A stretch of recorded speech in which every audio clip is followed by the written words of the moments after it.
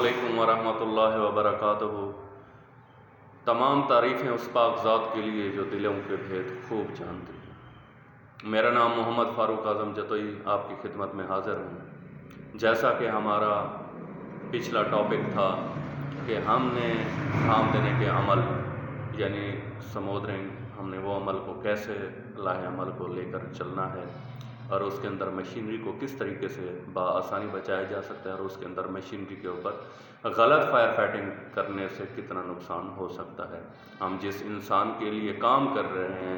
یا جس کے ہم کام آنا چاہتے ہیں اس کے صحیح طریقے سے کام آئے، نہ کہ اس کا کوئی نقصان کر دیں۔ تمام بھائیوں سے میرا التماس ہے کہ جس بھائی نے اس چینل کو سبسکرائب نہیں کیا تو اس چینل کو سبسکرائب کر دیں اور بیل آئیکن کو دبا دیں، آل والے نوٹیفیکیشن کے اوپر دبائیں تاکہ آپ کے پاس تمام ویڈیو بآسانی آپ کو ملتی رہیں اور آپ کے پاس ایک بہترین لاہ عمل کے تھرو سے آپ فائر فائٹنگ کے عمل کو سیکھ سکیں اور دوسروں کے کام آ سکیں۔ تو آج جو ہمارا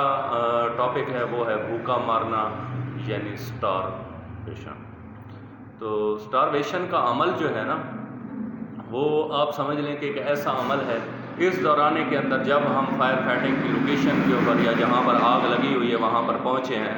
اور آگ کی نوعیت یہ ہو چکی ہے کہ آگ پورے عمل آب و تاب کے اندر لگی ہوئی ہے اور جس جگہ کے اوپر لگی ہے وہ بڑھنے کا عمل سلسلہ شروع ہوا ہے، وہاں پر ہم نے اب کیا کرنا ہے کہ جتنا بھی مٹیریل باقی پڑا ہوا ہے ہم نے اس کو ہٹانا ہے۔ جب ہم اس تمام مٹیریل کو جو آگ کی لپٹوں کے اندر نہیں پہنچا ہے، جس کے اوپر آگ ابھی نہیں پہنچی ہے، ہم نے ان ساری چیزوں کو وہاں سے ہٹانے کا عمل شروع کر دینا ہے۔ ایک جو فائر فائٹنگ کر رہے ہیں ان کو فائر فائٹنگ تک محدود رکھیں، ان کو کبھی بھی آپ یہ یاد رکھیے گا کہ میرا یہ آپ لوگوں سے التماس ہے، مؤدبانہ گزارش ہے کہ فائر فائٹنگ ٹیم اگر فائر فائٹنگ کر رہی ہے تو اس کو فائر فائٹنگ ہی کرنے دیں، کیونکہ وہ اپنے عمل کے اندر مصروف ہے۔ عموماً طور پہ ایسا ہوتا ہے کہ میرے جہاں تک میرے تجربات ہیں یا میں نے کچھ دیکھا ہے اور جتنی میں نے جابس کے اندر یہ فیکٹریز وغیرہ کے اندر عموماً طور پہ ایسا ہوتا ہے کہ فائر فائٹنگ ٹیم ہوتی ہے، وہ فائر فائٹنگ کرنے میں لگی ہوتی ہے اور جو باقی ممبران ہوتے ہیں یا صاحبان ہوتے ہیں یا لوگ ہوتے ہیں وہ کیا کرتے ہیں، انہوں نے جو ہمیشہ یاد رکھیے گا، یہ میں ان لوگوں کی بات کر رہا ہوں، عام لوگوں کی نہیں۔ عام لوگوں کا کام ہی نہیں بنتا کہ فائر فائٹنگ ایریا کے اندر رہیں، وہ ہمیشہ اس جگہ سے چلے جائیں اور دوسری جگہ کے اوپر پہنچیں،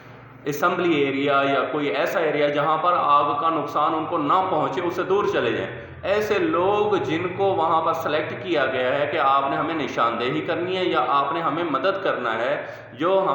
ان کا سیکنڈ پوزیشن ہوتا ہے، تو ان کا کام کیا ہوتا ہے، انہوں نے یہ عمل کرنا ہے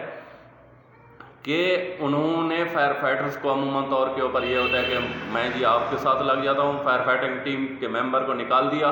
اور اس کو نکال کے آپ جی ہمارے ساتھ مدد کریں، یہ اس میٹیریل کو ادھر کرا دیں اور اس کو ادھر کرا دیں۔ تو اس وجہ سے ہوتا کیا ہے، اس کے اندر نقصانات یہ ہوتے ہیں کہ ایک تجربہ کار انسان جو فائر فائٹنگ کر رہا ہوتا ہے وہ وہاں سے ہٹ جاتا ہے اور وہ مٹیریل ہٹانے کے اندر چلا جاتا ہے۔ جب وہ مٹیریل ہٹانے کے عمل کے اندر چلا جائے گا تو اس کا نقصان کیا ہوگا، فائر فائٹنگ کرنے والی ٹیم کمزور پڑ جائے گی اور آگ بجھنے کا عمل مزید کمزور ہو جائے گا اور آگ پھیلنے کا جو سلسلہ ہے وہ مزید تیز ہو جائے گا۔ تو جو وہاں پر سیکنڈ ٹیم ہے اس کا کام بنتا ہے کہ وہ وہاں پر مٹیریل ہٹانے کا عمل کرے اور جو فائر فائٹنگ ٹیم ہے اس کا کام ہے کہ وہ فائر فائٹنگ عمل کے اندر موجود رہے۔ جب فائر فائٹنگ کے سلسلے کو آپ کنٹینیو رکھیں گے تو اس کے اندر ہمیشہ یاد رکھیے گا کہ فائر فائٹنگ کرتے دورانیے میں آپ نے جو مٹیریل وہاں پر آگ سے جتنا بھی بچا ہوا ہے اس کو ایسے ایریا کے اندر لے کر جائیں کہ جو کہ سیف ہو۔ ایسا نہ ہو کہ آپ نے اس کو ہم نے کٹ کر کے رکھا ہے، کٹ کرنے کا مقصد یہ ہے کہ اب ہم نے اس کو ہٹا دیا ہے کسی اور کارنر کے اندر اور وہ کارنر اتنا دور تھا کہ آگ کی شدت اتنی تیز تھی کہ اس کمرے کے اندر ہی وہ مٹیریل موجود رہا اور ہیٹ اتنی جنریٹ ہوئی کہ ہیٹ کی وجہ سے وہاں پر دوسری جگہ کے اوپر بھی آگ لگنا شروع ہو گئی اور آگ ایسی لگی کہ پھر ہمارے کنٹرول سے گئی۔ اور اس دوران میں سب سے بڑا نقصان ایک اور ہو جاتا ہے کہ جو وہ فائر فائٹر ٹیم موجود ہوتی ہے وہ سینٹر میں آ جاتی ہے، دو طرف سے آگ لگ جاتی ہے اور فائر فائٹنگ ٹیم کو بھی نقصان ہو سکتے ہیں۔ تو اس چیز سے ہم نے جو ہے نا بڑی ہی توجہ کے ساتھ یہ ہم نے کام کرنا ہے، اور ایسے ایریا کے اندر مٹیریل کو ہم نے پہنچانا ہے کہ جہاں پر آگ کی لپٹیں یا ہیٹ وہاں تک نہ پہنچ سکے اور وہ ایک سیف ایریا ہو۔ دوسری چیز اس کے اندر ہم نے کیا کرنی ہے کہ صرف مٹیریل ہٹا کر ہم جو ہے نا وہ بھوکا نہیں مار سکتے، یہ عمل صرف مٹیریل ہٹانے سے نہیں ہے، ہمیں اس کے اندر ایک اور سیکشن بھی لے سکتے۔ اگر ہم مٹیریل نہیں ہٹا سکتے تو کم از کم اس کو ہم یہ کر سکتے ہیں، جیسے لکڑی ہے، کاغذ ہے، گتا ہے، تو ہم اس کو کیا کر سکتے ہیں، اس کو کٹ آف کر سکتے ہیں۔ اس کے اندر ہم کیا کرتے ہیں، اس کو ہم گیلا کر دیں۔ اب ہم جب جو سارے مٹیریل کو نہیں گیلا کر سکتے، اگر سارے مٹیریل کو گیلا کیا، پتہ یہ چلا کہ وہ مٹیریل دوبارہ، میں نے پچھلی ویڈیو میں بھی آپ کو بتایا تھا کہ اب ہم نے کیا کام کیا، اس کو گیلا کر دیا مٹیریل کو، وہ گتا پرنٹڈ تھا، کاٹن تھا، ہم نے جو ہے استعمال کرنا تھا، کاٹن پیکنگ کے اندر آتے تھے، ہم نے وہاں سے پرنٹ کروا کے رکھا، کاسٹ بنائی، ہمارا ایک باہر سے کاٹن بن کر آئے، بعد میں ہم نے ان کو گیلا کیا اور وہ قابل استعمال نہیں رہے پیکنگ کے۔ تو ایسا نہیں کرنا ہے، ہم نے اتنا، ہم نے ان کو اگر ہم ہٹا نہیں سکتے اور وہ مٹیریل بہت زیادہ تعداد میں ہے تو ہم نے گیلا یہ کرنا ہے، جہاں تک آگ لگی ہوئی ہے اس کی ایک تہ اس سائڈ سے ہم نے لیفٹ سے، رائٹ سے، آگے سے، پیچھے سے، ہم نے چاروں طرف سے ہم نے اس کو اتنا گیلا کر دینا ہے کہ اس آگ لگنے کے عمل کو وہیں تک محدود کر دیں۔